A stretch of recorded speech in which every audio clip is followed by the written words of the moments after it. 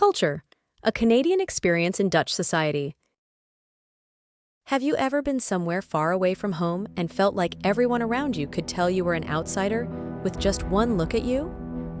Growing up in rural Nova Scotia and living in various parts of our small maritime province, I've always known how to act and what to do in certain settings. That's because the actions and advice of those around me have shaped me into who I am.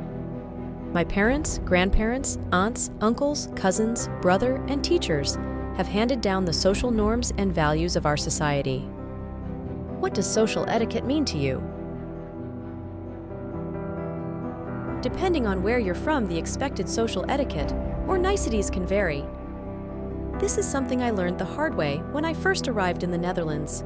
In such a lively city as Groningen and a busy university like Hanze, there are always people on the move, trying to get from point A to point B. On my first day at the university, jet-lagged and not knowing where to go, I found myself getting nearly run over in the halls, getting odd looks or no reply when I said sorry or excuse me while trying to navigate the cramped hallways. I thought to myself, maybe it's just hectic because it's a Monday?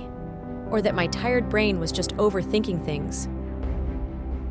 But as the days went on, I had more and more experiences of being looked at strangely when excusing myself or stepping out of someone's way when they were coming toward me on a narrow pathway.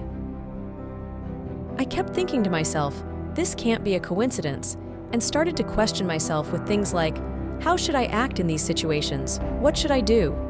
Until one day I was faced with a situation which sparked my process of adapting to the local ways.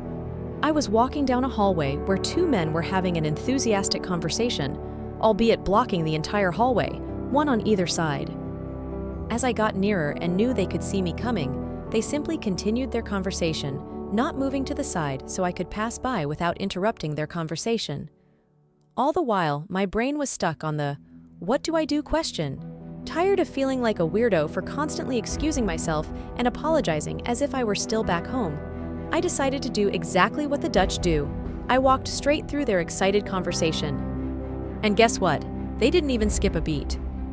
This may not seem like a big accomplishment, but coming from a culture where it would be considered quite impolite to not at the least excuse yourself, it felt quite odd.